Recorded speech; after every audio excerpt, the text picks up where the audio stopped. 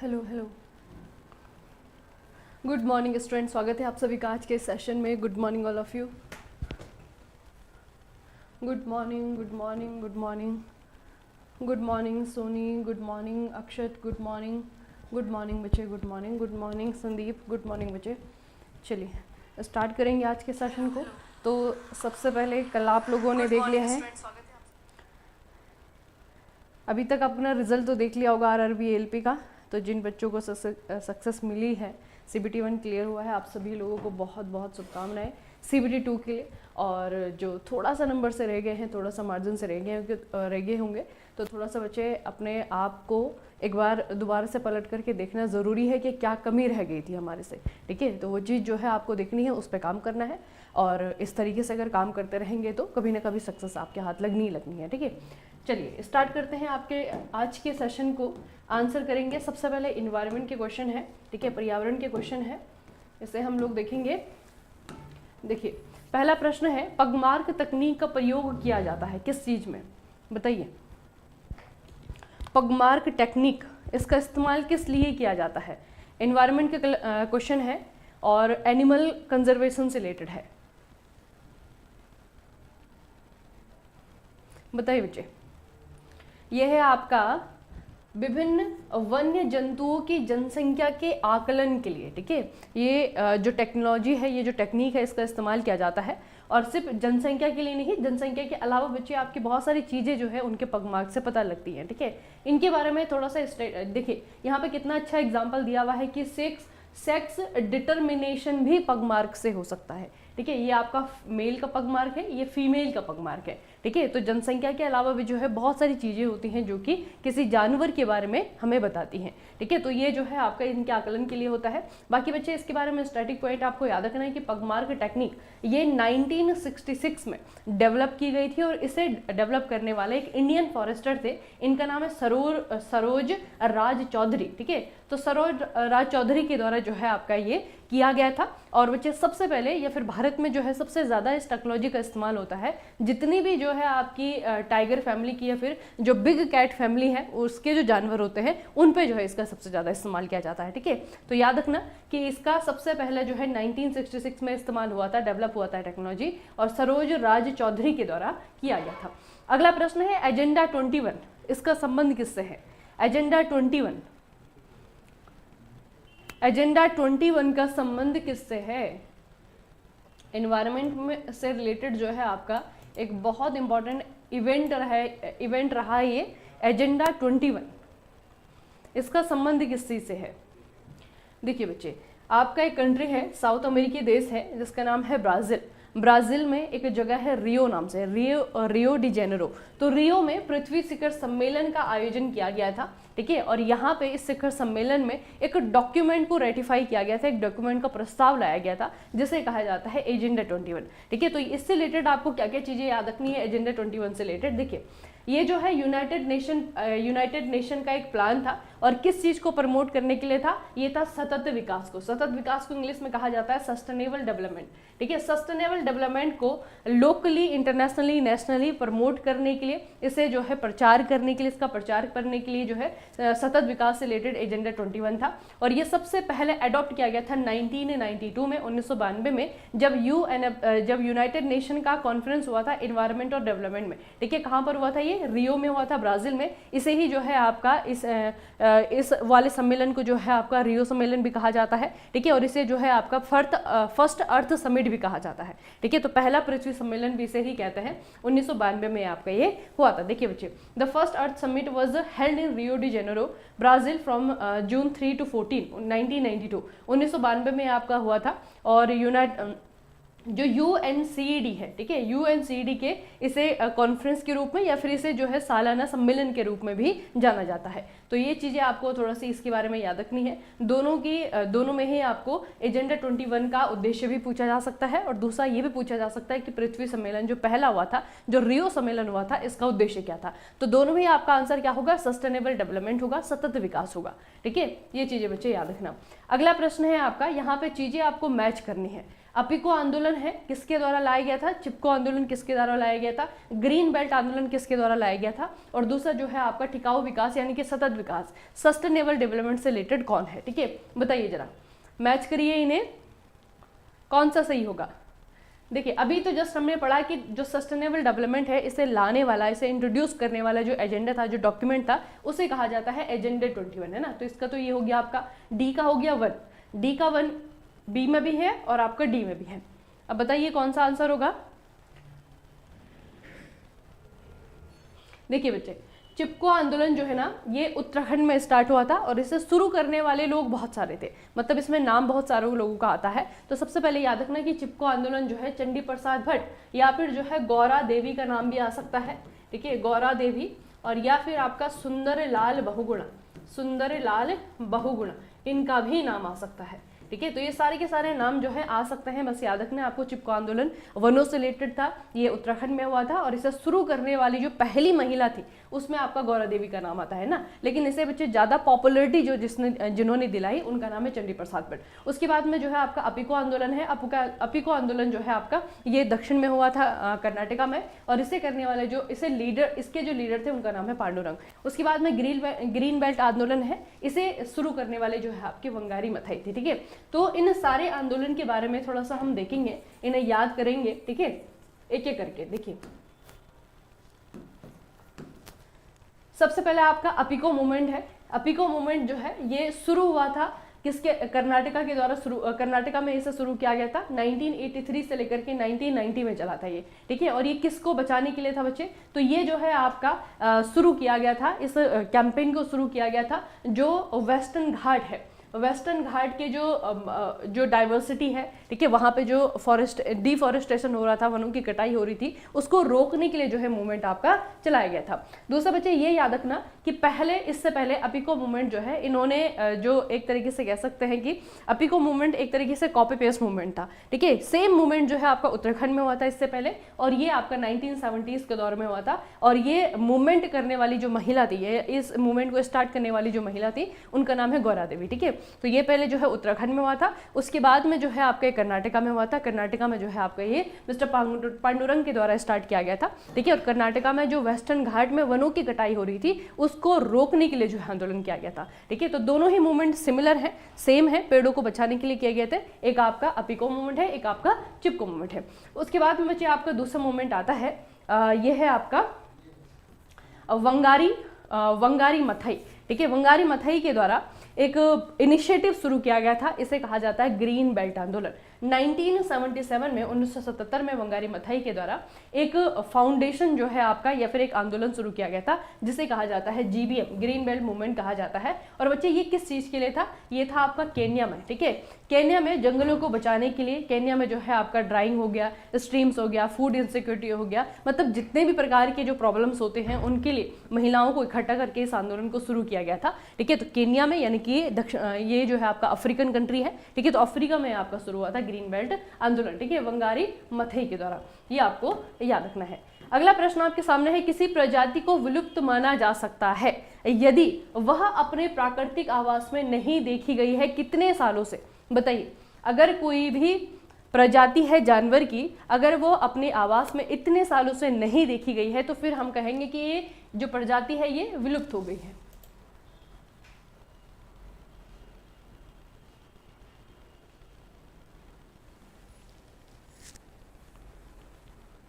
बताइए,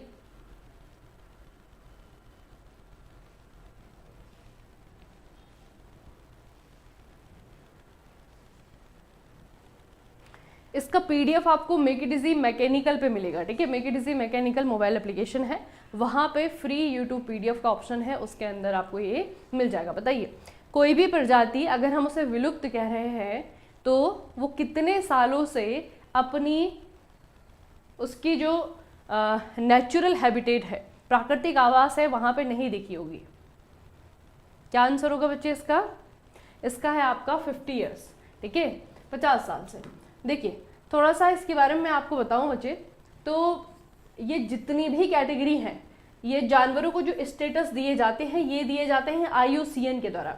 IUCN ये आपका इंटरनेशनल ऑर्गेनाइजेशन है जो कि जानवरों को स्टेटस देता है उनकी आबादी के अकॉर्डिंग, ठीक है। जितनी उनकी पॉपुलेशन होती है उसके अनुसार वो खतरे में है, खतरे में नहीं है, गायब हो गए हैं, गायब होने वाले हैं, इस तरीके की कैटेगरी जो है बनाई जाती है, ठीक है। तो इनके द्वारा जो कैटेगरी वाली बुक है उसे कहा जाता है रेड डेटा बुक, ठीक है। रेड डेटा बुक उसे कहा जाता है, IUCN के द्वारा जारी की जाती है। तो इनके द्वारा जर्नली जो सबसे ज़्यादा स्टेटस दिए जाते हैं उनमें मैं आपको बताऊँ तो सबसे पहले एक्सटिंक्ट है, यानी कि बिल्कुल गायब, ठीक है। वो आपकी स्पीसीज जो कि पूरी तरीके से जो है लंबे समय के मतलब क्या है कि 50 साल से अगर वो अपनी जगह पे नहीं दिखी है इसका मतलब वो गायब हो गई है। उसके बाद में आता है आपका extinct in the wild. Extinct in the wild है कि वो अपनी प्राकृतिक आवास में नहीं है लेकिन जू में, चिड़ियाघर में उसकी पॉपुलेशन अभी है, ठीक है। उसके बाद में आपका क्रिटिकली इंडेंजर्ड आता है, मतलब कि वो प्रजाति जो कि बहुत ज़्यादा रिस्क में है और ये बहुत जल्दी गायब होने वाली है, ठीक है। इससे नीचे जो आपके कम रिस्क वाले होते हैं, थोड़ा से कम रिस्क वाले होते हैं, उन्हें इंडेंजर्ड कहा जाता है, ठीक है। उससे कम जो है आपके वल्नरेबल कहा जाता है, जिनको कि आने वाले समय में खतरा हो सकता है, ठीक है। और उससे थोड़ा सा कम होते हैं वो आपके नियर थ्रेटेंड में आते हैं, ठीक है। तो इन सारी कैटेगरीज को याद रखिएगा। अलग अलग जानवर जो हैं अगर वो धीरे धीरे इन कैटेगरीज में ऊपर की तरफ बढ़ते जाते हैं इसका मतलब वो गायब होने वाले हैं, ठीक है। डिपेंड करता है उनकी आबादी जो है किस तरीके से घट रही है, ठीक है। कहाँ पर अपनी जो प्राकृतिक हैबिटेट है वहाँ पे वो मिल रहे हैं या नहीं मिल रहे हैं, ठीक है। कभी कभी ऐसा होता है बच्चे कि कोई जो जानवर होता है उसको सिर्फ उसे देखने के लिए जो है आपके उसके प्राकृतिक आवास में ही जाना होगा, उसकी पॉपुलेशन इतनी कम हो जाती है, पॉपुलेशन की जो दर होती है ना बढ़ने की वो भी बहुत कम हो जाती है, इसीलिए वो पर्टिकुलरली किसी एरिया में ही मिलता है, ठीक है। तो इस तरीके से जानवर की जो है कैटेगरी उसके पॉपुलेशन के अकॉर्डिंग वो चेंज होती रहती है और ये सारे के सारे स्टेटस दिए जाते हैं IUCN के द्वारा। अगला प्रश्न है विश्व वन्य जीव निधि वर्ल्ड वाइल्ड लाइफ फंड, बताइए इसका शुभांकर क्या है। WWF विश्व वन्य जीव निधि, इसका मैस्कट क्या है, इसका शुभांकर क्या है, क्या है इसका शुभांकर। इसका शुभांकर है पांडा, ठीक है। ये भी इन्वायरमेंट में बहुत ज़्यादा पूछा जाने वाला प्रश्न है, ठीक है। बहुत सारे बच्चे ऐसे क्वेश्चन है इन्वायरमेंट में जो कि रेलवे या फिर बाकी कोई एग्जाम है वो बहुत ज़्यादा पूछते हैं, उनमें से एक क्वेश्चन ये भी है। इसका मैस्कट जो है बहुत ज़्यादा पूछा जाता है। अब थोड़ा सा इस ऑर्गेनाइजेशन के बारे में आपको याद रखना है। जो वर्ल्ड वाइड फंड है फॉर नेचर, ये जो है आपका स्विट्जरलैंड बेस्ड एक इंटरनेशनल नॉन गवर्नमेंट ऑर्गेनाइजेशन है, यानी कि NGO है। 1961 में जो है आपका ये बना है, ठीक है। ये वाइल्ड लाइफ प्रिजर्वेशन के लिए यानी कि उसके संरक्षण के लिए काम करते हैं। हेडक्वार्टर इसका ग्लेन स्विट्जरलैंड में है। इसकी स्थापना 1961 में हुई थी। इसकी स्थापना, लेकिन जो स्थापने वाली जगह है वो जगह अलग है, ठीक है। अभी इसका हेडक्वार्टर ग्लैंड में है स्विट्जरलैंड के अंदर, लेकिन इसकी स्थापना जो है आपकी मॉक्स में हुई थी, ठीक है, वो भी आपका स्विट्जरलैंड के अंदर। उसके अलावा इसका जो लोगो है जैसे हम कह रहे हैं पांडा, ये पांडा बच्चे आपका इंस्पायर्ड है चीची से, ठीक है। इसका जो पांडा का नाम था जिससे इंस्पायर्ड था ये आपका चीची है, ठीक है। ये इकलौता जो है उस समय पांडा, आपको पता है बच्चे कि ये जो है मतलब एक्सटिंक्ट कह सकते हैं इसे, या फिर इसे जो है आपका एक्सटिंक्ट मतलब ये सिर्फ चिड़ियाघरों में या फिर कुछ वहाँ पे जू है बीजिंग में, मतलब चाइना में, वहीं पे आपको देखने को मिलेगा, ठीक है। तो ये आपका पूरी तरीके से लुप्त एक प्रजाति है। और चीची नाम का एक पांडा था जो कि आपका बीजिंग के जू में था, उसके नाम पे ही बच्चे इसका नाम रखा गया, ठीक है। ये थोड़ा सा याद रखना। और चीची जो है उस समय ओनली पांडा था जो कि वेस्टर्न वर्ल्ड में उस समय जिंदा था, ठीक है। बाकी चीची जो है आपका बीजिंग वाला जो जू था वहाँ से उसे ट्रांसफर किया गया था लंदन के जू में, उसी के नाम पे जो है आपका, और पूरे यूरोप में बच्चे सिर्फ एक ही पांडा था वो, ठीक है। तो उसी से इंस्पायर होकर के पांडा को जो है मैस्कट रखा गया था। अगला है आपका फोटोकेमिकल स्मॉग, बताइए किन दो के प्रतिक्रिया का परिणाम है। फोटोकेमिकल स्मॉग कब बनता है, कौन सी दो चीज आपस में मिलती हैं तब जाकर के आपका फोटोकेमिकल स्मॉग बनता है।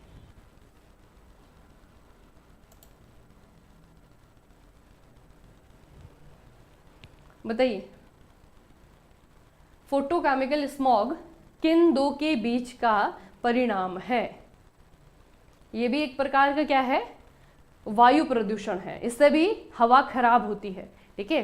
अब फोटोकेमिकल बच्चे आपका यहाँ पे देखिए, ये है आपका फोटोकेमिकल स्मॉग। अगर आपको थोड़ा सा भी आइडिया है इस डायग्राम में देखने से कि हो क्या रहा है, यहाँ पे कौन कौन सी चीजें हैं जो आपस में मिक्स हो रही हैं, आपस में रिएक्ट कर रही हैं, उसके बाद में जो है धुआं बना रही है, स्मॉग बना रही हैं, जिसे कि फोटोकेमिकल स्मॉग कहा जाता है। इसका आंसर है आपका, देखिए जब बच्चे सूर्य का प्रकाश होता है ना, फोटोकेमिकल यानी कि फोटो का मतलब है लाइट। सूर्य के प्रकाश की उपस्थिति में NO2, O3 और पेरोक्सी एसाइटिल नाइट्रेट, ठीक है। इनकी जब प्रतिक्रिया होती है आपस में, तब जो धुआं उत्पन्न होता है, तब जो स्मॉग बनता है ना, उसे कहा जाता है आपका फोटोकेमिकल स्मॉग। इसके बारे में बहुत सारे क्वेश्चन पूछे जाते हैं बच्चे, ठीक है। इसका जो बेसिक मैं आपको आंसर बताऊं, photochemical smog is the brownish grey has caused by the action of solar ultraviolet radiation on atmosphere polluted with hydrocarbons and oxide of nitrogen, ठीक है। तो जो नाइट्रोजन के ऑक्साइड्स होते हैं, ये फिर हाइड्रोकार्बन्स होते हैं, ये जो पॉल्यूटेंट है, ये जो प्रदूषक हैं, इनके साथ में अगर सूर्य की प्रकाश की उपस्थिति में जो अल्ट्रावायलेट जो रेज होती है, उनकी अगर रिएक्शन हो जाए, उसके बाद में जो धुआं बनता है, उसे कहा जाता है आपका ये photo chemical smog. It contains anthropogenic air pollutant, mainly ozone, nitric acid, organic compound which are trapped near the grounded by the temperature inversion, ठीक है बच्चे। इसे थोड़ा सा याद रखना कि ये जो आपका ओजोन है, नाइट्रिक एसिड है और आपके ऑर्गेनिक कंपाउंड है, इनमें बहुत ज़्यादा यही पूछा जाता है कि फोटोकेमिकल जो आपका स्मॉग होता है, उसके कंपोनेंट क्या होते हैं। कंपोनेंट का मतलब क्या है कि किस चीज़ से बना होता है, ठीक है। तो ये आपको याद रखना कि किसके साथ में रिएक्शन करने के बाद में आपका स्मॉग बनता है। ये आपका स्मॉग बनता है NO2 यानी कि नाइट्रोजन के ऑक्साइड, ठीक है। हाइड्रोकार्बन्स होते हैं आपके, जैसे कि आपका पैरोक्सी एसाइटिल नाइट्रेट होता है, और एक आपका जो है O3 होता है ना। तो इनकी उपस्थिति में या फिर सूर्य के प्रकाश की उपस्थिति में अगर इनसे रिएक्शन हो जाए, तो उसके बाद में जो है आपका एक कोहरे जैसा है, एक हेज बनता है, ठीक है, धुंध बनती है, जिसे कि फोटोकेमिकल स्मॉग कहा जाता है। और ये बच्चे आपको क्या करता है, जो टेम्परेचर होता है अर्थ का ना, उसमें जो है इंक्रीमेंट का काम करता है, मतलब सेम वही ग्रीन हाउस इफेक्ट वाला काम करता है, ठीक है। तो इसको भी आपको याद रखना है, ये भी पर्यावरण प्रदूषण की एक बड़ी समस्या है। अगला है, निम्नलिखित में से किस ग्रीन हाउस गैस में सबसे ज्यादा ऊष्मा अवरोधन क्षमता होती है। बताइए, कितना बेहतरीन क्वेश्चन बना है ये आपका। ग्रीन हाउस इफेक्ट, कौन सी वाली गैस है जिसमें कि ऊष्मा अवरोधन क्षमता सबसे ज्यादा होती है। Heat trapping ability. आपको पता है ना, green house gases green house क्यों है, क्योंकि वो प्रकाश, जो सूर्य का प्रकाश आता है, वो वापस जाना चाहिए, ठीक है, कुछ मात्रा में वापस जाना चाहिए, लेकिन वो उसे वापस नहीं जाने देती है, जिसके कारण पृथ्वी का जो टेम्परेचर है वो दिन प्रतिदिन आपका गर्म होता जाता है, वो बढ़ता रहता है, ठीक है। तो बताइए कि कौन सी वाली गैस है इनमें से जिसकी हीट ट्रैपिंग कैपेसिटी सबसे ज्यादा है इनमें से, ठीक है, इसमें से।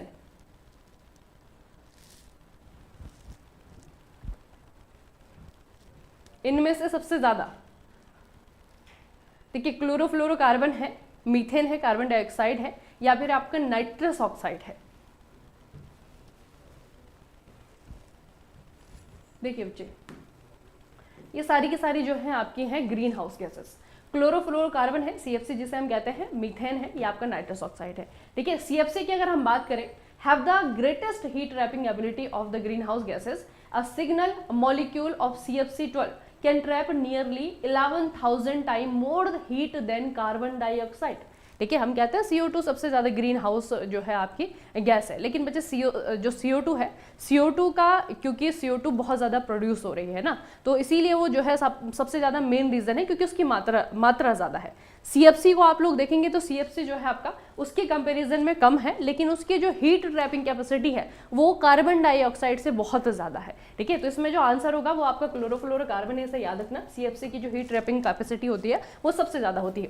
मीथेन की अगर हम बात करें, this gas is 30 time more effective than carbon dioxide, ठीक है, ये आपका 30 टाइम्स है। नाइट्रस ऑक्साइड की बात करें तो ये आपकी 300 times more effective than carbon dioxide, ठीक है। And trapping heat in the atmosphere, it takes 114 years to break down, ठीक है। आप देख रहे हैं कैपेसिटी जितनी ज़्यादा है और टूट उतनी ही देर में रही है ना, मतलब टूटने के लिए जो है इसको बहुत समय लगता है। तो नाइट्रस ऑक्साइड जो है बच्चे, दो ऑक्साइड हमेशा याद रखना जब आप पॉल्यूशन पढ़ते हैं, जब आप वायु प्रदूषण पढ़ते हैं ना, एक आपके सल्फर के ऑक्साइड बहुत ज़्यादा हार्मफुल होते हैं, एक नाइट्रोजन के ऑक्साइड बहुत ज़्यादा हार्मफुल होते हैं, क्योंकि ये ऐसे एलिमेंट होते हैं जो लगभग हर पर्यावरणीय प्रदूषण का एक हिस्सा होती है ना। आप देखेंगे ओजोन डिप्लीशन में जो है इनका भी हाथ होता है, ठीक है। आप एसिड रेन पढ़ते हैं, इनका भी हाथ होता है, ठीक है। आप ग्रीन हाउस प्रभाव पढ़ते हैं, इनका भी हाथ होता है ना। तो ये हर जगह जो है आपके एक पॉल्यूटेंट के रूप में काम करते हैं, ठीक है। तो इन दोनों को हमेशा याद रखना बच्चे। नाइट्रस ऑक्साइड है, मीथेन है और आपका क्लोरोफ्लोरोकार्बन है।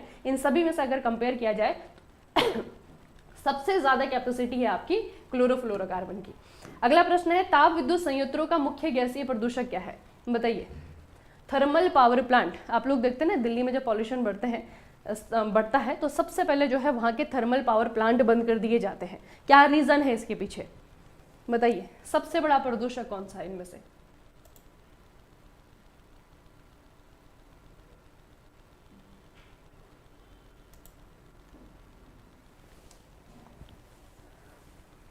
आशा Roy, make it easy civil में एनवायरनमेंट कंप्यूटर का कोर्स लिया है।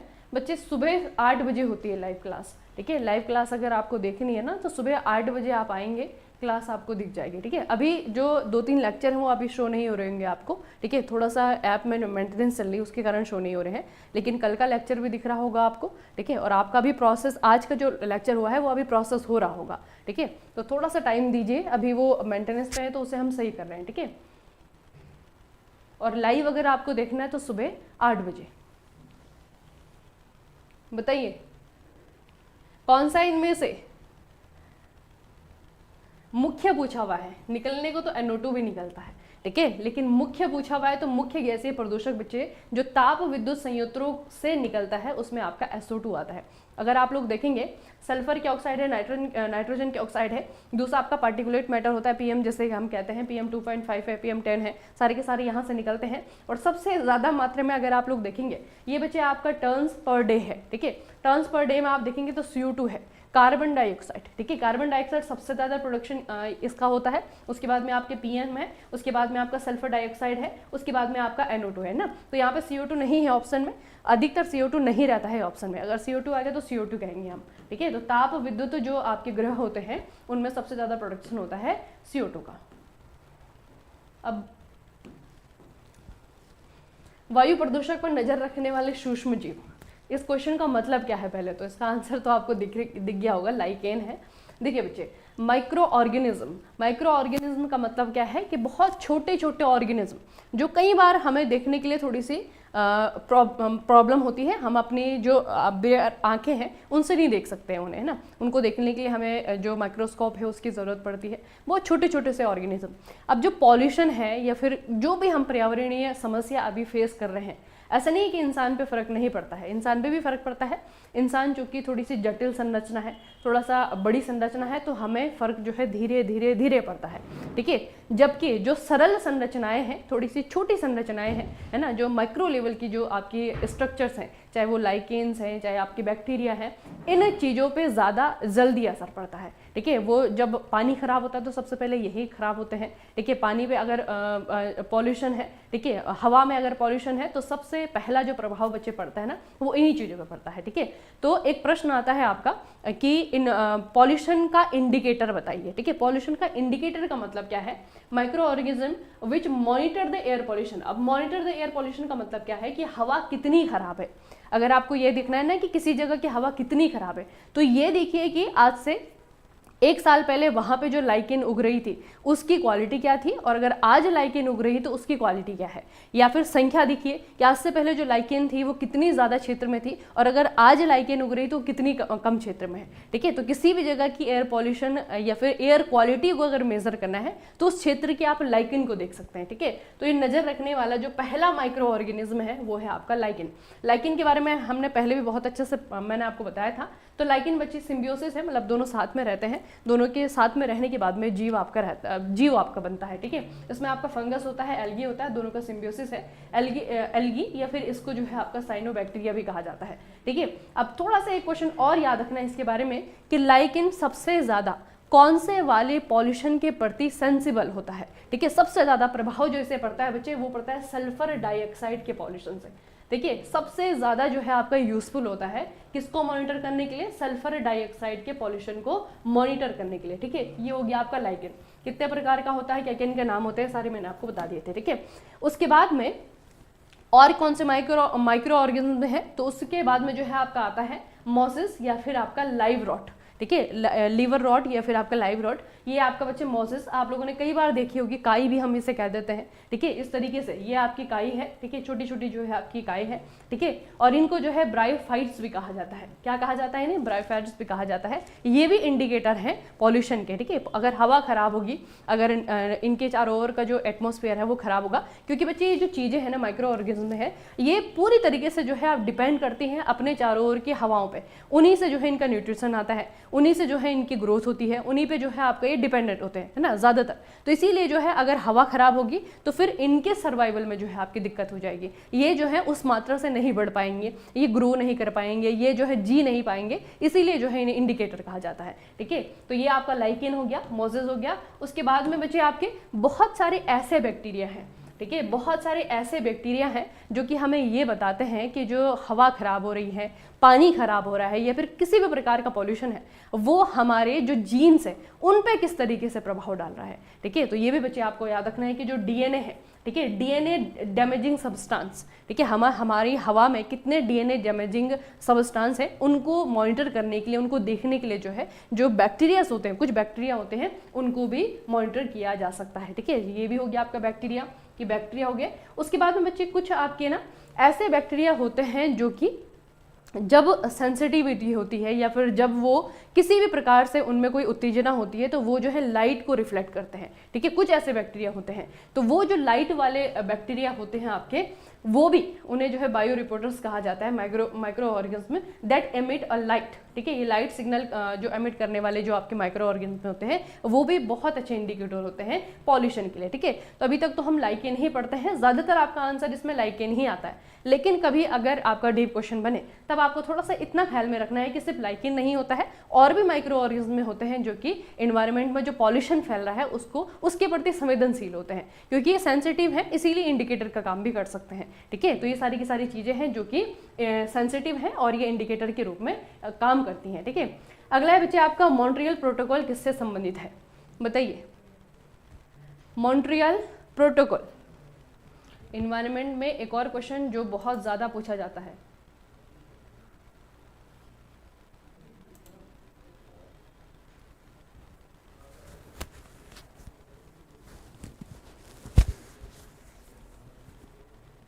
Good morning, good morning, good morning बच्चे, बताइए मॉन्ट्रियल प्रोटोकॉल किससे संबंधित है। ओजोन है, परमाणु हथियार है, लैंड माइन्स है, या फिर आपके तट हैं, सागरीय तट हैं, किससे रिलेटेड है। ये है बच्चे आपकी जो ओजोन परत है जो कि हमें अल्ट्रावायलेट रेस से बचाने का काम करती है। ये जब धीरे धीरे इसका क्षय होने लगा था, इसकी कॉन्सेंट्रेशन कम होने लगी थी, तब इसको बचाने के लिए जो है कुछ संधियों पे हस्ताक्षर किए गए थे। बहुत सारे देश जो है आपस में जुट करके, एकजुट होकर के इन्होंने ये डिसाइड किया था कि जो भी एलिमेंट हमारे पृथ्वी पे ऐसे हैं जो कि ओजोन डिप्लीशन के लिए जो रिस्पॉन्सिबल है, हम उनका प्रोडक्शन बंद कर देंगे। ठीक है, जिसमें आपका CFC भी आता है, वन ऑफ द एलिमेंट है ना। तो ये बच्चे आपका मॉन्ट्रियल प्रोटोकॉल है। अब इसके लिए आपको क्या क्या याद रखना है, ओजोन को बचाने के लिए कब कब क्या क्या किया गया था, थोड़ा मैं आपको बता देती हूँ, आपके लिए इंपॉर्टेंट रहेगा। देखिए बच्चे, the Montreal protocol is the part of Vienna convention. अब ये आपको पूछा जा सकता है कि वियना कन्वेंशन कब हुआ था। वैसे थोड़ा सा ये ख्याल रखिएगा बच्चे, जो वियना कन्वेंशन है ना, ये अलग अलग चीज़ों के लिए है। ठीक है, तो हम ओजोन वाला पढ़ रहे हैं, याद रखना। वियना कन्वेंशन जो है गरीबी के लिए भी हुआ है। ठीक है, क्योंकि वियना एक जगह का नाम है, यहाँ पे जो सम्मेलन हुए हैं वो अलग अलग समस्याओं को लेकर के हुए हैं। अभी जो वियना कन्वेंशन आप लोग पढ़ रहे हैं, चूंकि आप RRB JEE CBT 2 देंगे तो वहाँ पे एनवायरनमेंट से रिलेटेड ही पूछा जाएगा। ठीक है, तो कंफ्यूज मत होना उनके बीच में।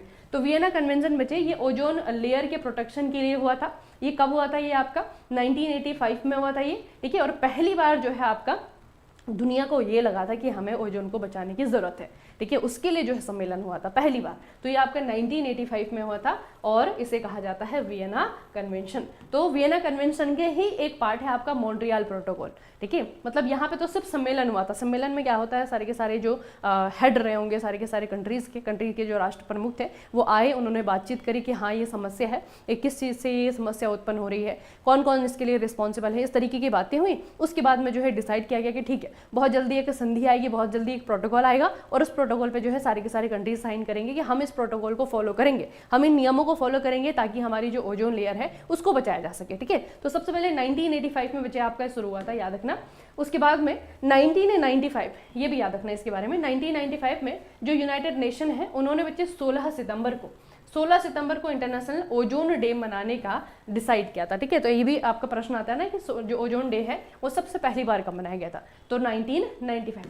उसके बाद में जो आपके मॉन्ट्रियल प्रोटोकॉल है ये 1987 में साइन हुआ था। शुरुआत में बहुत सारी कंट्रीज ने नहीं किया था, लेकिन धीरे धीरे जो है आपका ये रेटिफाई होता रहा है ना। 2003 तक 2004 तक जो है देश इसमें साइन ही करते रहे। तो ये जो आपका मॉन्ट्रियल प्रोटोकॉल है ये बच्चे आपका किस चीज़ के लिए है, ये तो आपको पता है कि ओजोन परत को बचाने के लिए है, प्रोटेक्शन के लिए है। लेकिन एक शब्द यहाँ पे इस्तेमाल होता है, इन्हें कहा जाता है ODS। ODS क्या है, ये है ओजोन डिप्लीटिंग सब्सटेंस। ठीक है, मतलब कि वो तत्व, वो एलिमेंट जो कि ओजोन का क्षय करने के लिए रिस्पॉन्सिबल है। ठीक है, उन तत्वों का प्रोडक्शन हमें कम करना है, उन तत्वों का इस्तेमाल हमें कम करना है ताकि हमारी ओजोन जो है बची रह सके। ठीक है, तो इसे कहा जाता है आपका ओडीएस। तो ओडीएस के लिए जो है आपका प्रोटोकॉल आया था और सारी कंट्रीज जिन्होंने यहाँ पे साइन किया था उन्होंने ये प्रतिज्ञा ली थी कि अब जो है हम अपनी कंट्री में ओडीएस जो होंगे उनका प्रोडक्शन बंद कर देंगे। ठीक है, तो ये आपको याद रखना है, मॉन्ट्रियल और वियना दोनों ही। अब करंट अफेयर आता है आपका। पहला प्रश्न है, किस टाइगर रिजर्व को भारत के 56 टाइगर रिजर्व के रूप में अधिसूचित किया गया है? बताइए। 56, अभी बच्चे 57 हो गए हैं। ठीक है, लास्ट जो 5 है वो मैं आपको बता रही हूं, उनको याद रखना सारे के सारे।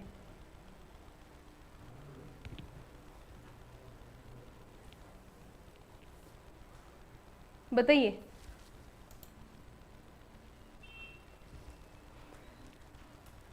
वियना, हाँ बिल्कुल सही कहा, वियना जो है ऑस्ट्रिया में है। ठीक है, यूरोपियन कंट्री है ऑस्ट्रिया, उसकी कैपिटल है बच्चे वियना। इसीलिए वियना में कन्वेंशन जो है अलग अलग टॉपिक पे हुए हैं, लेकिन हम जो पढ़ रहे हैं अभी वो है आपका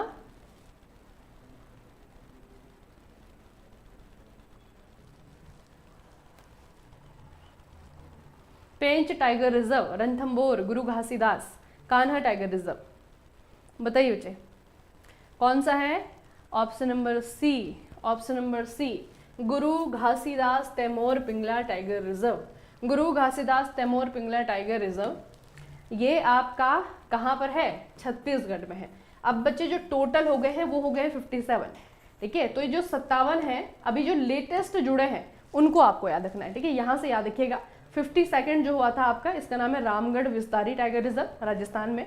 53rd नंबर पे रानीपुर टाइगर रिजर्व है जो कि आपका यूपी में है। फिर आपका वीरांगना दुर्गावती टाइगर रिजर्व है, ये भी ऑलरेडी एग्जाम में आ चुका है। ठीक है, ये मध्य प्रदेश में है। फिर आपका धौलपुर करौली वाला है, ये आपका राजस्थान में 55 नंबर का। फिर 56 नंबर का गुरु घासीदास है, ये आपका छत्तीसगढ़ में है। और अभी जो आपका सबसे लेटेस्ट है, सबसे नया नवेला, ये है आपका रातापानी टाइगर रिजर्व, ये आपका एमपी में है, मध्य प्रदेश में है। ठीक है, तो इतनी चीजें बच्चे आपको याद रखनी है। ठीक है, ये यहाँ से तो क्वेश्चन आपके आने के सबसे ज्यादा चांसेस हैं। ठीक है, 53rd से लेकर के 57 तक जितने भी टाइगर रिजर्व हैं उनको याद रखना, क्योंकि ये सभी के सभी जो है अभी पिछले एक साल में ही बने सारे के सारे। ठीक है, अगला प्रश्न है आपका, भारत का नियंत्रक और महालेखा परीक्षक यानी कि कैग किसे नियुक्त किया गया है? बताइए बच्चे। अभी इनसे जो पहले थे उनका नाम है गिरीश चंद्र मुर्मू। गिरीश चंद्र मुर्मू के बाद कौन बने हैं? गिरीश चंद्र मुर्मू की जगह ली है कैग के रूप में, क्या नाम है इनका? इनका नाम है के संजय मूर्ति। के संजय मूर्ति नाम है इनका, के संजय मूर्ति। ये बने हैं भारत के नए CAG, controller and auditor general of India. अब बच्चे जो सीएजी की पोस्ट होती है ना, ये बहुत इंपॉर्टेंट पोस्ट होती है। आपको पता है ना कि राज्य सरकार हो या केंद्र सरकार हो, ये करते हैं खर्चा, है ना, अपने पैसे को खर्च कर देते हैं। तो इनके खर्चे का हिसाब किताब रखने के लिए केंद्र का या राज्य का कितना पैसा, कितना रेवेन्यू जो है कहाँ खर्च हो रहा है, इसका हिसाब किताब रखने के लिए उनके जो अकाउंट्स हैं उनको ऑडिट करने के लिए जो एजेंसी बनी है उसे कहा जाता है कैग। ठीक है, अब इसका जिक्र बचे, ये जो कैग है ना, ये एक संवैधानिक संस्था है, याद रखना।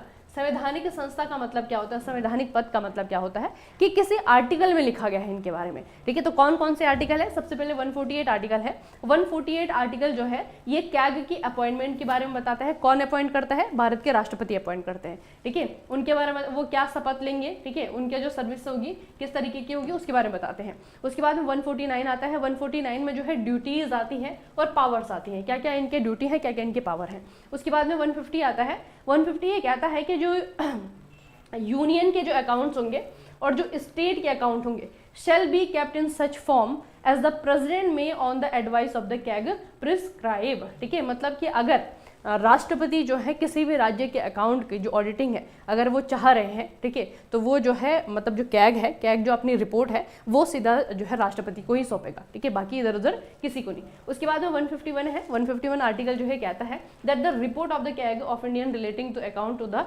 Union shall be submitted to the president who shall cause them to be laid before each houses in parliament. ठीक है, तो फिर 151 कहता है कि अगर कैग ने अपनी रिपोर्ट जो है प्रेसिडेंट को सौंप दी तो फिर प्रेसिडेंट की मर्जी होती है कि वो पहले उसे लोकसभा में पेश करें या फिर राज्यसभा में पेश करें, इस तरीके से। ठीक है, तो ये बच्चे आपके कुछ इंपॉर्टेंट आर्टिकल्स हैं, 151, 150, 149 और 148। ठीक है, इस चारों के चारों आर्टिकल जो है ये हमें क्या के बारे में बताते हैं।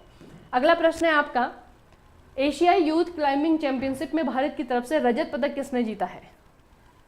सिल्वर मेडल, सिल्वर मेडल किसने जीता है भारत की तरफ से? क्या नाम है इनका? एशियाई youth climbing championship, youth climbing championship, ठीक है, एक एडवेंचरस गेम है और इसे जीता है जोगा पूर्ति ने। इनका नाम याद रखना, जोगा पूर्ति। अगला प्रश्न है टाटा स्टील शतरंज इंडिया टूर्नामेंट ब्लिट्स का खिताब किसने जीता है? टाटा स्टील शतरंज इंडिया टूर्नामेंट ब्लिट्स, ये हुआ था आपका कोलकाता में, ठीक है, याद रखना, कोलकाता में। और यहाँ पे बच्चे किसने जीता है? तो यहाँ पे मैग्नस ने जीता है, मैग्नस कार्लसन, मैग्नस कार्लसन, ठीक है, इन्होंने जीता था। अगला है आपका ग्रीन वर्ल्ड इन्वायरमेंट अवार्ड 2024 से किसे सम्मानित किया गया है? ग्रीन वर्ल्ड इन्वायरमेंट अवार्ड 2024 नवंबर का करंट अफेयर है ये, बताइए किसने जीता? इसमें से कौन सी कंपनी को सम्मान दिया गया है? कंपनी का नाम बताएं। एनटीपीसी है, भारतीय रेलवे है, कोल इंडिया लिमिटेड है, या फिर आपका आईओसीएल है, इंडियन ऑयल कॉर्पोरेशन है। कौन सी कंपनी है ये है आपका कोल इंडिया लिमिटेड, ठीक है, कोल इंडिया लिमिटेड, इन्होंने जीता है, क्या जीता है? Green world environment award. Where will the country's first night safari be started? बताइए भारत की पहली नाइट सफारी कहाँ पर शुरू की जाएगी? सारा का सारा जो इंतजाम है वो हो चुका है, बहुत जल्दी ये लोगों के लिए खोली जाएगी। बताइए बच्चे।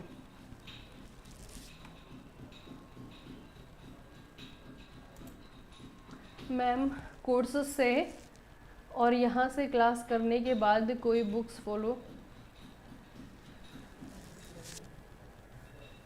बिल्कुल आशीष सिंह, आपको क्या लगता है कोर्सेज में जो आपको पढ़ाया जा रहा है वो हम कहाँ से ला रहे हैं? डेटा कहाँ से ला रहे हैं? बुक्स तो हैं बच्चे, ठीक है, बुक्स ही हैं, बस डिफरेंट सोर्सेज होते हैं, किताबें ही हैं, किताबें हैं, वेबसाइट्स हैं, एनसीईआरटी का मटेरियल है ना, यहाँ से जो है सारी चीज़ों को देखा जाता है। उसके बाद में कहीं जा कर के जो है एक कंक्रीट कोर्स आपके लिए बनाया जाता है। तो वो कहाँ से चीज़ें हैं?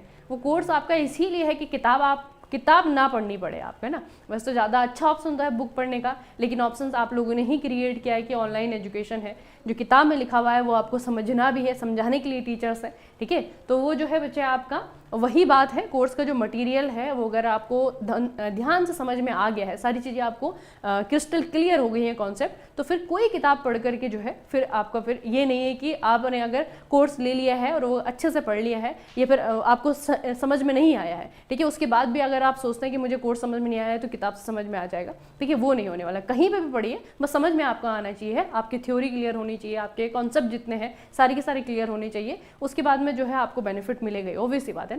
तो जो कंटेंट है आपका कोर्सेज में है वो बुक से ही आया है बच्चे, ठीक है, एक ही बात है, वो बस क्लियर होना चाहिए, आपके माइंड में सारे के सारे कॉन्सेप्ट क्लियर होने चाहिए और फ़ायदा हो आप लोगों का, इसीलिए तो बनाए गए हैं सारी चीज़ें,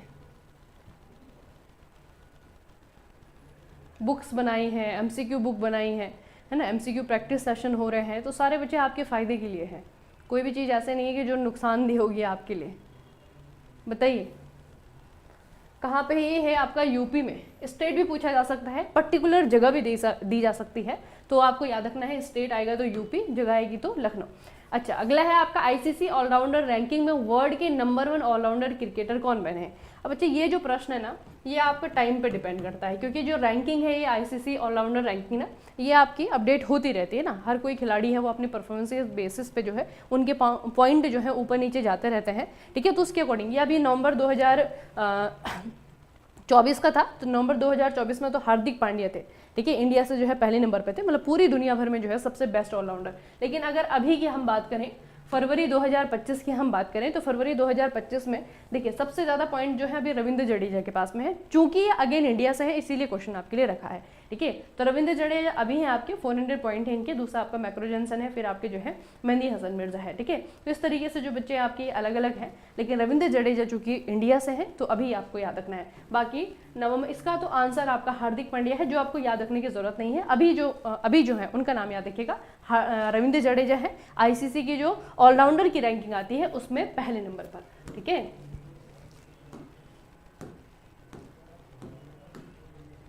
अगला प्रश्न, महिला एशियाई हॉकी चैंपियंस ट्रॉफी का खिताब किसने जीता है?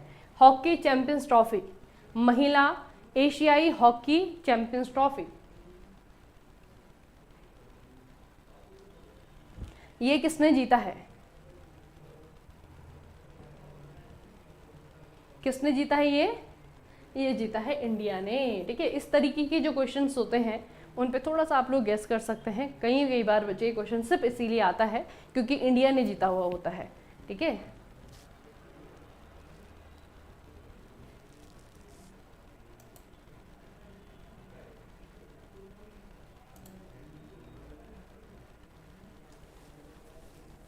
आरआरबी जी के 50 मार्क्स कहाँ से क्लास लें? जैसे कंप्यूटर, बच्चे कंप्यूटर है, इन्वायरमेंट है, सारी की सारी चीज़ें आपकी ऐप पे ही हैं। ठीक है, सारी की सारी चीज़ें जो हैं आपकी ऐप पे ही हैं। Make it easy mechanical mobile application है, अगर अभी तक डाउनलोड नहीं किया है तो डाउनलोड कर लेना है आपको आरआरबी जेई सीबीटी 2 के कंप्लीट प्रिपरेशन के लिए हर प्रकार की चीज़ें मिलेंगी आपको वहाँ पे। ठीक है, नॉन टेक जो 50 नंबर का नॉन टेक है आपका, वो पूरी तरीके से जो है कंप्लीट है। ठीक है, वहाँ पे रिकॉर्डेड क्लासेस हैं। नॉन टेक में आपको पता है बच्चे कि कंप्यूटर और इन्वायरमेंट है ना, ये बहुत इंपॉर्टेंट है। अगर आप लोगों ने जीके जीएस पढ़ी हुई है तो कंप्यूटर और इन्वायरमेंट के लिए अलग सभी कोर्स है। ठीक है, सीबीटी 2 के लिए अगर दोनों के साथ में आपको जीके चाहिए तो उसके लिए भी आपका अलग से कोर्स है। तो बेसिकली वो आपके रिक्वायरमेंट के अकॉर्डिंग है। सारी की सारी चीज़ें जो है आपकी लाइनअप है कोर्स के अंदर। आप हमारे ऐप के अंदर आप लोग जाएंगे तो सारी चीज़ें जो है आरआरबी जेई सर्च मार करके आपको सारी चीज़ें मिल जाएंगी। क्या क्या चीज़ें हैं उसमें से आपकी नीड को क्या मैच कर रहा है उसके हिसाब से आप कोर्स परचेज कर सकते हैं। ठीक है, बाकी कंप्यूटर की ई बुक है। अगर आप इन्वायरमेंट और कंप्यूटर के बैच में हैं तो वहाँ पे बच्चे आपको दोनों ही ई बुक मिलेंगी। वहाँ पे इन्वायरमेंट की भी ई बुक है एमसीक्यूज़ की, और वहाँ पे जो है आपका कंप्यूटर की भी ई बुक है एमसीक्यूज़ की। ठीक है, दोनों मिलेंगी आपको। ये इंडिया है। अगला क्वेश्चन है, what is the rank of India in the recent release climate change performance index, CCPI इसे कहते हैं 2025 के नाम से। ये हुई थी रिलीज 2024 में। ठीक है, अब ये जो क्वेश्चन है आपका ये करंट अफेयर के लिए भी इंपॉर्टेंट है और ये आपका इन्वायरमेंट के पर्सपेक्टिव से भी इंपॉर्टेंट है। ठीक है, तो दोनों के लिए ही बच्चे से याद रखना। भारत की रैंक आपको याद रखनी है इस रैंकिंग में। बताइए कौन सी है? CCPI 2025। इसमें भारत की रैंक क्या है बच्चे? भारत जो है 10वें नंबर पे है। पिछली बार भारत थोड़ा सा आगे चला गया था ना, हम बहुत खुश हो गए थे कि भारत ऊपर चला गया, फिर से जो है नीचे आ गया है। देखिए CCPI 2025, पहले तो पूछा जाएगा कौन सी ऑर्गेनाइजेशन है जो इसे रिलीज कर रही है। तो ये जो आपकी रिपोर्ट है ये रिलीज की जाती है, इसका नाम बच्चे एक थिंक टैंक है, इसका नाम है जर्मन वॉच। ठीक है, जर्मन वॉच है, इनके द्वारा इसे रिलीज किया जाता है। बाकी और भी इसमें इंटरनेशनल नेटवर्क्स हैं जो कि इसे रिलीज करने में इनकी हेल्प करता है। अब यहाँ पे इस जो ये रैंकिंग है इसमें आता है क्लाइमेट चेंज परफॉर्मेंस इंडेक्स। नाम से समझ में आ रहा है क्या है ये क्लाइमेट यानी कि जलवायु जिस तरीके से परिवर्तित हो रहा है, यहाँ पे कंट्रीज का कंट्रीब्यूशन कितना है, कौन सी कंट्री है जो कि इसमें अच्छा काम कर रही है। ठीक है, क्लाइमेट जो चेंज हो रहा है उसको रोका जा सके उसके लिए कितने इनिशिएटिव जो है किस देश के द्वारा लिए जा रहे हैं, उसके अकॉर्डिंग बच्चे आपका ये दिया जाता है। ठीक है, तो यहाँ पे आपको जान करके हैरानी होगी कि जो पहले 3 स्थान है, ठीक है, पहले 3 स्थान, पहला, दूसरा और तीसरा, यहाँ पर कोई भी देश नहीं पहुँच पाया है। ठीक है, चौथे से आपकी स्टार्ट होती है और चौथे नंबर पे है डेनमार्क। चौथे नंबर पे है डेनमार्क और इसी तरीके से जो है 10वें नंबर पे है फिर आपका इंडिया। ठीक है, ये थोड़ा याद रखना, डेनमार्क से स्टार्ट होती है, डेनमार्क को चौथा स्थान मिला है। बाकी यहाँ तक तो कोई पहुँचा ही नहीं है, मतलब यहाँ तक जो स्टैंडर्ड्स हैं वो किसी कंट्री ने मैच नहीं किए हैं। अगला प्रश्न है, हाल ही में मध्य प्रदेश की पहली मेडिसिटी का शिलान्यास कहाँ पर किया गया है? बताइए। मेडिसिटी, मेडिकल सिटी कह सकते हैं, पहली मेडिसिटी ये है आपकी मध्य प्रदेश में। मध्य प्रदेश में कौन से जिले में है? मध्य प्रदेश में कौन से जगह में है? ये जगह है बच्चे आपकी उज्जैन। ठीक है, उज्जैन में है। अब आते हैं कंप्यूटर्स के क्वेश्चन पे। पहला क्वेश्चन आपके सामने है, जल्दी से पढ़िए और आंसर बताइए। बताइए, निम्नलिखित में से कौन सी प्रोग्रामिंग भाषा है? लोटस है, पास्कल है, MS एक्सेल है या फिर आपका नेटस्केप है? एक प्रोग्रामिंग लैंग्वेज का एग्जाम्पल आपको दिया हुआ है, आपको पहचानना है। पहचानेंगे तभी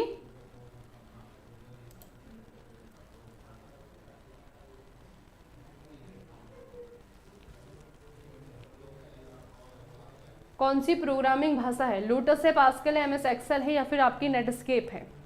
बताइए।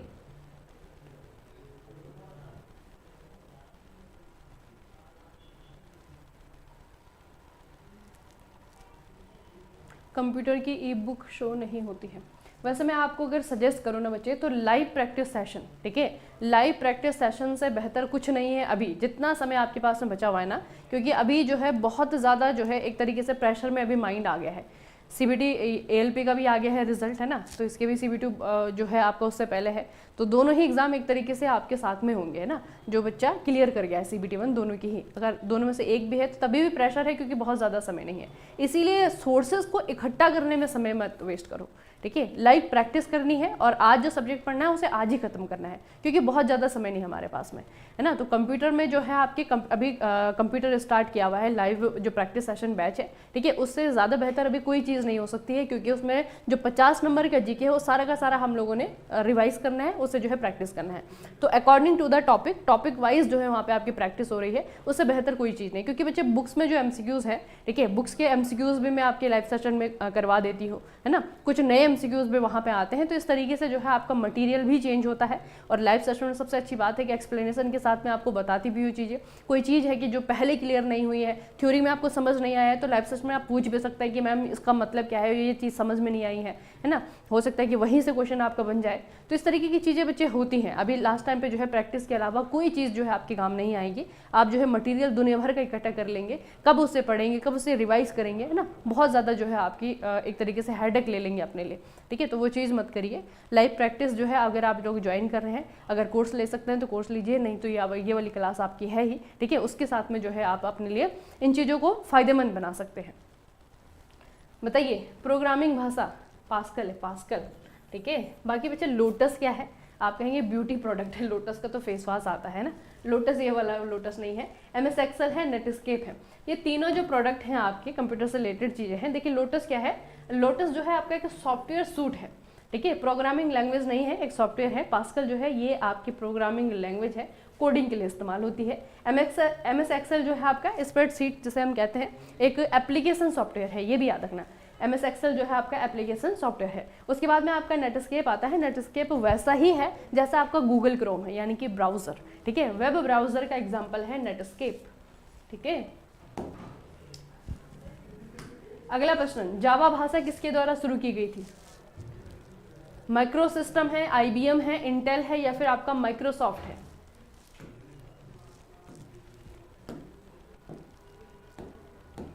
बताइए, जावा भाषा ये भी प्रोग्रामिंग लैंग्वेज है, आपको बताना है कि किसके द्वारा बनाई गई थी, क्या नाम है इनका, किसके द्वारा डेवलप की गई थी बच्चे? माइक्रोसिस्टम, देखिए इसके बारे में थोड़ा सा याद रखना, जेम्स गॉसलिंग का नाम आता है, कैनेडियन कंप्यूटर साइंटिस्ट, ठीक है, इनके द्वारा क्रिएट की गई थी जावा प्रोग्रामिंग लैंग्वेज। गॉसलिंग के द्वारा जो है आपका सन माइक्रोसिस्टम ये एक तरीके से कंपनी है, ऑर्गेनाइजेशन है, इनके द्वारा जो है जो पूरी रिसर्चर्स की टीम थी, उनको गॉसलिंग के द्वारा लीड किया गया था। और उन्होंने बच्चे जावा स्क्रिप्ट को लिख दिया था 1991 में, लेकिन जावा को पब्लिकली रिलीज जब किया गया था, पब्लिक जो इसका वर्जन आया था ना, ये आया था 5 साल बाद, यानी कि 1996 में, ठीक है। तो 1991 में ये भाषा पूरी तरीके से कोड हो गई थी, मतलब इसे लिख दिया गया था, और बाद में जो है 1996 में ये पहला जो इसका पब्लिक वर्जन है वो लॉन्च किया गया था, ठीक है। तो ऑर्गेनाइजेशन पूछा रहेगा तब आपका आंसर होगा सन माइक्रोसिस्टम, अगर व्यक्ति पूछे रहेंगे तो जेम्स गॉसलिंग, ठीक है। फिर से वहां चला गया। अगला प्रश्न है, मैन का पूर्ण रूप, बहुत बेसिक सा क्वेश्चन है मैन, लेकिन बच्चे नेटवर्किंग वाले चैप्टर में इन तीनों से बहुत क्वेश्चन आता है। लैन, मैन, वेन, बताइए। इससे पहले मैंने आपको करवाया था ना कि सबसे ज़्यादा स्पीड कहाँ पे आती है, लैन, मैन, वेन, तीनों में से सबसे ज़्यादा स्पीड कहाँ पे होती है? लैन में होती है ना, लैन में होती है। मैन का फुल फॉर्म बताइए क्या है? मैन का full form metropolitan area network, ठीक है। अब इन तीनों में थोड़ा सा मैं आपको डिफरेंस बताती हूँ जहाँ से क्वेश्चन अभी आपके बन रहे हैं। सबसे पहले बच्चे एरिया कवर्ड, ये जो तीनों नेटवर्किंग सिस्टम है ये कितना कितना एरिया कवर्ड करते हैं। लैन की बात करें तो स्मॉल एरिया, जैसे कि एक बिल्डिंग। मैन की बात करें तो सिटी या फिर लार्ज टाउन। वेन की बात करें तो ये आपका लार्ज जियोग्राफिकल रीजन है, जैसे कि आपका अक्रॉस द कंट्री, पूरे देश भर में, ठीक है। तो ये तो इनका एरिया कवर्ड है। उसके बाद में आता है आपका एग्जाम्पल, कहाँ कहाँ पे इस्तेमाल हो रहा है, ठीक है। लैन जैसे आपका होम नेटवर्क हो गया, ऑफिस नेटवर्क हो गया, स्कूल नेटवर्क हो गया, यहाँ पे इस्तेमाल होता है। मैन की अगर हम बात करें तो ये जो है आपका बहुत सारे लैन को मिला करके इस्तेमाल होता है, जैसे कि एक शहर में जितने लैन है सबको आपस में मिला दिया। अगर वैन की बात करें तो ये बच्चे आपका जो है रीजनल नेटवर्क कनेक्शन है, ठीक है, हर कंट्री का जो है अपना अपना होता है ये, ठीक है, तो एक कंट्री में जो है आपका ये रीजनल नेटवर्क क्रिएट किया जाता है। उसके बाद आता है आपका स्पीड और बैंडविड्थ की। तो जैसे यहाँ से क्वेश्चन आया था कि सबसे ज़्यादा किसकी स्पीड होती है, तो लैन की बात करें हम तो इसकी जो है सबसे ज़्यादा हाई स्पीड होती है और बैंडविड्थ भी इसकी जो है सबसे ज़्यादा होती है, ठीक है। मैन में जो है आपका मॉडरेट स्पीड आती है, बैंडविड्थ भी आपकी मॉडरेट आती है। वैन की अगर हम बात करें तो इसकी बाकी से कंपेयर किया जाए तो लोअर स्पीड होती है और बैंडविड्थ जो है आपकी डिपेंड करती है कि कनेक्शन का टाइप क्या है, जैसे कि अभी 4G है 5G है उस पर डिपेंड करता है ना। तो ये बच्चे आपका जो है अलग अलग इनकी डिफरेंस है तीनों में ही, लैन, मैन और वैन में। सबके अपने अपने फायदे अपने अपने नुकसान हैं। अगला है आपका IPv6 एड्रेस कितना बड़ा होता है, साइज पूछा हुआ है आपको, कितने बिट का होता है, 32 का होता है, 128 का बाइट का होता है, 64 बिट का होता है या फिर 128 बिट का होता है, कितना साइज होता है इसका। जो आपका इंटरनेट प्रोटोकॉल IP कहता है ना, IP का जो सबसे लेटेस्ट वर्जन है वो है आपका IPv6, ठीक है, IP वर्जन 6, V का मतलब है वर्जन, ठीक है। इससे पहले जो है आपका IPv4 था। कई बार ये भी दे दिया जाता है कि निम्नलिखित में से कौन सा वैध एड्रेस है, ठीक है, कौन सा जो है आपका वैध IP एड्रेस है, तो उसमें आपको ऑप्शन में ये दिया जाएगा IPv8 दे दिया जाएगा, IPv7 दे दिया जाएगा, लेकिन ना 7 है ना 8 है ना, 4 के बाद में सीधा जो है आपका 6 बना है, तो ये भी याद रखना, ठीक है। IP सबसे पहले IP, उसके बाद में IPv4 था, उसके बाद में जो है आपका IPv6 था, ठीक है। और जो अभी लेटेस्ट हम इस्तेमाल कर रहे हैं IPv6, उसमें उसका साइज कितना है, कितने बिट का है ये होता है आपका 128 बिट का, ठीक है। कितने का होता है आपका 128 बिट का। अब यहाँ पे देखिए बच्चे, यहाँ पे थोड़ा सा आप लोग गलती कर सकते हैं, जैसे मैं करने वाली थी अभी 128 बाइट्स है, ये ऑप्शन नहीं होगा, 128 बिट, ठीक है, ये आपका ऑप्शन होगा, ठीक है। तो सही से जो है आपको अपना आंसर सेलेक्ट करना है। बाइट और बिट में बच्चे अंतर है, बाइट बड़ा होता है, बिट आपका छोटा होता है, ठीक है। देखिए अब दोनों में क्या डिफरेंसेस हैं, IPv6 में IPv4 में। पहले तो साइज़ की बात करें तो IPv4 में जो साइज़ था वो था 32 बिट का, जो IPv6 है ये ज़्यादा साइज़ का है, तो इसका साइज़ बढ़ करके 128 बिट हो गया है, ठीक है। फिर एड्रेस की हम बात करते हैं, एड्रेस रिप्रेजेंटेशन दोनों में किस किस तरीके से होता है, मतलब IPv6 में अगर कोई एड्रेस लिखा हुआ है तो कैसे दिखेगा, और अगर V4 में कोई एड्रेस लिखा हुआ है तो वो कैसे दिखेगा, रिप्रेजेंटेशन कैसा है। तो रिप्रेजेंटेशन में बच्चे आप लोग देखेंगे जो IPv4 है ये डोटेड डेसिमल फॉर्मेट में लिखा जाएगा, जैसे कि 192.168.1.1, ठीक है। उसके बाद IPv6 की अगर हम बात करें तो ये जो है आपका हेक्साडेसिमल फॉर्मेट में लिखा जाता है, ठीक है। इसे लिखने के लिए जो है आपका हेक्साडेसिमल में बच्चे आपके अल्फ़ाबेट भी इस्तेमाल होते हैं, जैसे कि यहाँ पे आप देख रहे हैं ना 85A3 लिखा हुआ है, ठीक है, तो यहाँ पे अल्फ़ाबेट भी आ जाते हैं आपके, ठीक है। तो ये थोड़ा सा याद रखना, ये डेसिमल फॉर्मेट में चलता था आपका IPv4, और जो आपका IPv6 है इसका साइज भी बड़ा हो गया है और इसका रिप्रेजेंटेशन का तरीका भी अलग हो गया है। ये हेक्साडेसिमल जो डिजिट्स होते हैं उनको जो है आपका प्रेफर करता है, ठीक है। तो दोनों में आपका ये मेजर डिफरेंस है। अगला बच्चे आपका है वॉर्म, क्या नाम है इसका, क्या फुल फॉर्म बताना है आपको इसका, बताइए फुल फॉर्म बताइए वॉर्म का। एक वॉर्म तो आपका होता है कंप्यूटर सिक्योरिटी में जब हम पढ़ते हैं, वायरस होता है, एक आपका वॉर्म होता है ना। अब यहाँ पे तो वॉर्म दिया हुआ है, चलिए बताइए आप लोग बताइए कौन सा बच्चे इसका आंसर, वॉर्म की फुल फॉर्म क्या है, बताओ बताओ। पहला जवाब सही, सभी ने लगभग सही दिया है, very good. 128 bit, 128, Ashish, Akshat, Manish, बताओ कौन सा होगा। Manish option number A, Yogesh option number A, सही है ये। Right once read many, very good बच्चे, वेरी गुड, ठीक है। अब देखिए कंप्यूटर में हम दो जगह वॉर्म पढ़ते हैं, एक जगह ये वाला वॉर्म है और एक जगह हम ये वाला वॉर्म पढ़ते हैं, वॉर्म्स कहते हैं वैसे उससे ज़्यादातर, है ना। तो ये एक मैलिशियस सॉफ्टवेयर है, ये क्या है, एक मैलिशियस सॉफ्टवेयर है। मैलिशियस का मतलब है हानिकारक जो आपके सॉफ्टवेयर होते हैं, जैसे कि वायरस हो गया, ट्रोजन हॉर्स हो गया ना, उसी में आपके उसी की कैटेगरी में आता है वो आपका वॉर्म। ये बिल्कुल अलग चीज़ है, ठीक है। वॉर्म का मतलब है आपका राइट वंस रीड मैनी। अब ये चीज़ बच्चे कहाँ पे इस्तेमाल हो रही है, ये जो टेक्नोलॉजी है, ये टेक्नोलॉजी है बेसिकली आपका, ठीक है, ये आपकी टेक्नोलॉजी है और इसका इस्तेमाल कौन कर रहा है और कहाँ पे कर रहा है और कैसे कर रहा है और किस चीज़ की तकनीक है ये। तो ये जो टेक्नोलॉजी है ये डेटा स्टोर की टेक्नोलॉजी है, ठीक है, याद रखना थोड़ा सा। देखिए WORM is a type of optical disk technology, optical disk technology है और इसका इस्तेमाल होता है डेटा को, जो बहुत ही कॉन्फिडेंशियल डेटा होता है ना, बहुत ज़्यादा डेटा होता है, उसको लंबे समय तक संभाल करके रखने के लिए, ठीक है। तो ऐसा डेटा किसके पास में होगा, आपके पास है कुछ डेटा जो बहुत सारा है और बहुत लंबे समय तक आपको संभाल के रखना है, नहीं है हमारे पास में, है ना। लेकिन ये किसके पास में होगा, सरकारों के पास में होगा, गवर्नमेंट ऑर्गेनाइजेशंस, है ना। आप लोगों ने देखा होगा जब तक डिजिटलाइजेशन नहीं हुआ था तो उससे पहले जो है हर एक डिपार्टमेंट में जो है 1-2 कमरे ऐसे होते थे जहाँ से फाइलें रखी रहती थी, क्योंकि सरकारी जो डॉक्यूमेंट है, सरकारी जो डेटा है, वो बहुत लंबे समय बाद भी, बहुत साल बाद भी जो है आपका काम आ जाता है, ठीक है। तो इस प्रकार की बच्चे जो गवर्नमेंट ऑर्गेनाइजेशंस है ना, वो इस टेक्नोलॉजी का इस्तेमाल करते हैं आर्काइव्स बनाने के लिए, ठीक है, अपनी चीज़ों को स्टोर करने के लिए। तो WORM complement devices are non rewritable, है ना, जो भी चीज़ें बच्चे इसके अंदर होंगी, मतलब जो भी डॉक्यूमेंट इसके अंदर डिजिटाइज फॉर्म में होगा वो जो है आपका रीराइटेबल नहीं होता है, पहले तो ये याद रखना। WORM is use for long term data storage and archiving. Government agencies are use WORM devices for archival purpose.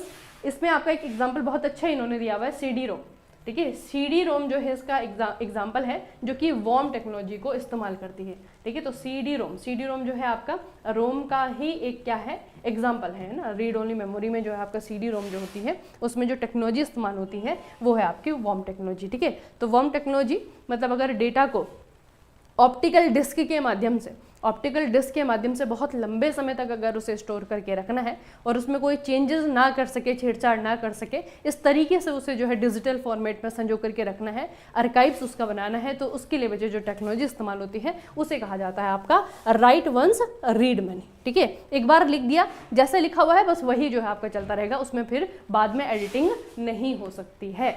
अगला इंटरनेट एक्सप्लोरर क्या है, बताइए। इंटरनेट एक्सप्लोरर क्या है, ये सिस्टम सॉफ्टवेयर है, एप्लीकेशन सॉफ्टवेयर है, प्रोग्रामिंग सॉफ्टवेयर है या फिर आपका सभी है, कौन सा है ये? अब आप कहेंगे इंटरनेट एक्सप्लोरर, हमें ये तो पता है कि ब्राउज़र है, लेकिन ऑप्शन में ब्राउज़र तो दिया नहीं है ना। है तो ये ब्राउज़र क्या होते हैं बच्चे, ब्राउज़र में बहुत सारे एग्जाम्पल्स होते हैं ना। मोजिला का आता है, फायरफॉक्स, ओपेरा मिनी आता है, गूगल क्रोम आता है, इंटरनेट एक्सप्लोरर आता है, तो सारे के सारे ब्राउजर्स के ही एग्जाम्पल हैं। लेकिन ये पर्टिकुलरली सारे के सारे मिलकर के कर तो एक ही काम रहे हैं। क्या काम कर रहे हैं, ये जो यूज़र है यानी कि आप और हम हैं, हमारा कनेक्शन बना रहे हैं इंटरनेट की तरफ, हमें एक्सेस दे रहे हैं इंटरनेट की तरफ, है ना, इनका यही तो काम होता है। तो ये बच्चे किसी एक पर्टिकुलर एप्लीकेशन को कंडक्ट कर सके उसके लिए जो है तैयार किए जाते हैं। तो इस तरीके के सॉफ्टवेयर जो कि एक ही एप्लीकेशन को एक ही एप्लीकेशन करते हैं, एक ही कोई ना कोई काम करते हैं, उसे कहा जाता है आपका एप्लीकेशन सॉफ्टवेयर। इसमें आपके सारे के सारे ब्राउजर्स आ जाएंगे, इसमें आपका MS वर्ड आ जाएगा, इसमें आपका पावर पॉइंट आ जाएगा, इसमें आपका एक्सेल आ जाएगा, SS आ जाएगा, सारे के सारे जो है इसी के एग्जाम्पल होते हैं, ठीक है। अगला ऑपरेटिंग सिस्टम की एक ही समय में एक से ज़्यादा एप्लीकेशन चलाने की क्षमता को क्या कहा जाता है, क्या कहते हैं? Operating system. अभी तो सारे के सारे ही ऑपरेटिंग सिस्टम जो है वो मल्टीटास्किंग करते हैं, है ना। मल्टीटास्किंग का मतलब क्या है, एक ही समय पे बहुत सारे काम करना, उसे कहा जाता है मल्टीटास्किंग, ठीक है। अच्छा, ब्राउजर के एग्जांपल इधर आ गए हैं। ब्राउजर के एग्जांपल बच्चे याद रखना, गूगल क्रोम है, मोजिला फायरफॉक्स है, माइक्रोसॉफ्ट एज का भी है, यूसी ब्राउजर है, ओपेरा है। फोन में कितना इस्तेमाल हम लोगों ने किया हुआ यूसी ब्राउजर, एप्पल सफारी है ना, सारे के सारे उसी के एग्जांपल है। अच्छा, अगला प्रश्न है, डैश को इंकलेस प्रिंटर के रूप में भी जाना जाता है। अब प्रिंटर के भी अलग अलग जो है प्रकार हैं। अभी तो 3D प्रिंटर इस्तेमाल हो रहा है ना, 3D प्रिंटर इस्तेमाल हो रहा है, उससे पहले जो है सारे के सारे जो है प्रिंटर के ही एग्जाम्पल हैं। तो इनमें से बताइए कि इंकलेस प्रिंटर के रूप में किसे जाना जाता है?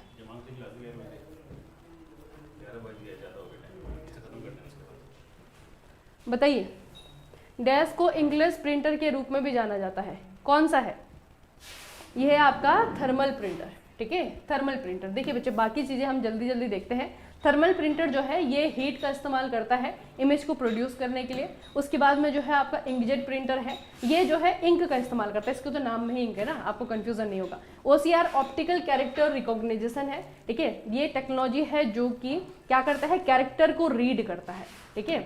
उसके बाद में बच्चे आपका डॉट मैट्रिक्स प्रिंटर है, ये भी प्रिंटर का ही एक प्रकार है और ये जो है इंकलेस नहीं है क्योंकि इसमें जो है आपका इम्पैक्ट प्रिंटर का ये होता है, ठीक है। इसमें जो है आपका जो रिबन है वो स्ट्राइक करता रहता है लगातार, ठीक है, टिनी पिंस के माध्यम से, उसके बाद में जो है आपका प्रिंट होता रहता है, ठीक है।